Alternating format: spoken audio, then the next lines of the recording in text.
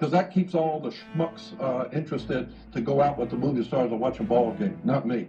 I'm not going to any ball game. I'm going to an education at UCLA. I want to know who's running this country, how it works, who set up our government, who gave us our religions, where these religions come from. The whole idea of Christianity is nothing more than sun worship.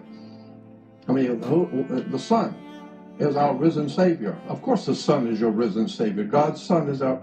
You don't own the sun. Africa doesn't own the sun. So who owns the sun? Well, obviously God owns the sun. Well, then it's God's sun. And God's sun is the light of the world. Of course the sun's the light of the world. What the hell else lights the earth if it isn't the sun?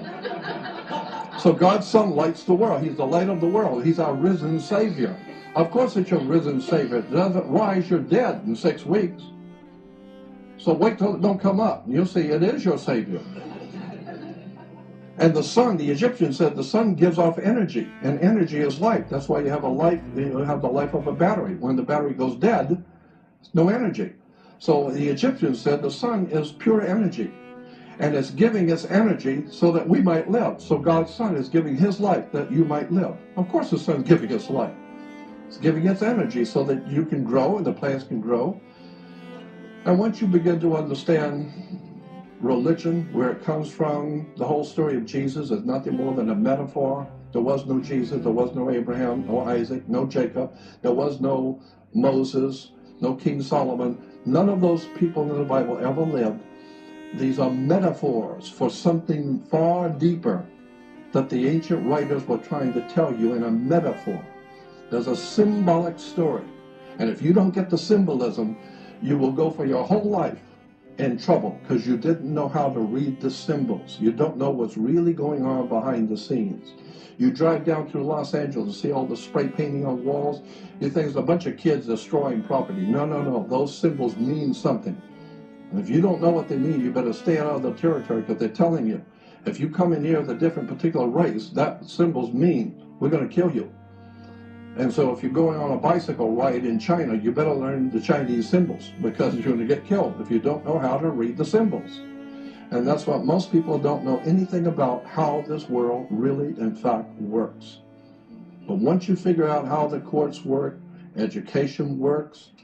Education is nothing more than a 12-step program. Let me give you an example. In the ancient Egyptian religion, one of the many different religions in Egypt, the ancient Egyptian religion of Horus.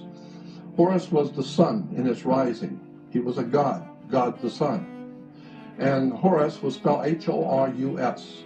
And Horus walked across the sky in 12 steps. It was a 12-step program. That's why alcoholics have a 12-step program. You have a 12-step program. You go to the first grade to the 12. It's a 12-step program. Wait. Which is 2 words, gradually indoctrinate. You put them together, it becomes graduate. So for the 12-step program, they have finally taught you what to kiss and when, and how to get and how to get a job, and who to bow down to, and all that. So they taught you now, and now you can go out and get a job. It's a 12-step program, 1st to the 12th grade. What is that based on? Horus. Horus was our god, the sun god in Egypt. He walked across the sky in 12 steps. Horus is the first step, Horus is the second step, Horus is the third step. When he got in the Horus of the 6th step, he was directly overhead. He was then called Horus, the Most High God, because you don't get any higher than noon. So it's called high noon, because he's the Most High. Why? Well, because after 1 o'clock, the sucker's going down. So he was the Most High at 12 noon. And so Horus walks across his 12 steps. So we say the same thing today. Same thing. We have 12 Horuses. But instead of H-O-R-U-S, we make it H-O-U-R-S.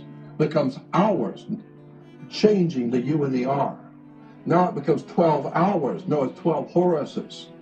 And Horus represents light. The sun represents light. Light in Latin is Lucius. Lucius, when personified as a god, becomes Luke. And this is why I have Luke Skywalker.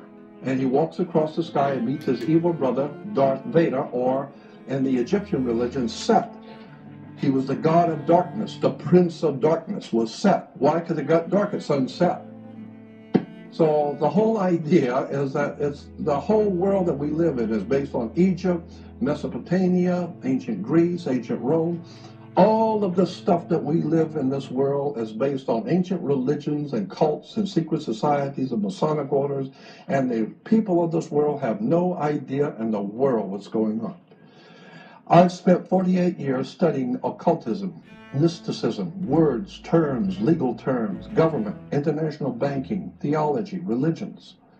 I'm telling you, there's a world of knowledge you have never been told. That's been right there for you, but it just never occurred to anyone to sit down for 48 years and study this stuff in the dark. I mean, I have a high respect for all religions, for all belief systems, but I'm telling you, it needs to be based on wisdom and knowledge. Let me give you an example in the Old Testament. In Arabia, looking east, there's a huge mountain range in Arabia, very high mountain ranges in Arabia, in the middle of Arabia. And so the Arabian people on this side, looking east, every night the moon would come out of the mountain. The moon would rise in the east, and it comes up behind the mountains. So the ancient Arabians, talking about thousands of years ago, they believed the moon was a god. It was a moon god. And obviously he lived in a mountain. That's obvious because every night he comes up from the mountain. So he lived in a mountain, and his name, the name of the moon god in Arabia, was Sin, S-I-N, Sin. And a mountain in the ancient Arabic, a very ancient language, was Ai. It's translated Ai. Ai is a mountain in the ancient language. So the god Sin lived in his mountain, Ai. You put them together, it becomes Sinai. No, there was no Sinai. There's a god Sin in the mountain called Ai. Airhead, wake up. It's just the worship of the moon god. This is why the Jews have their celebration after sundown, because that's when the moon god comes out.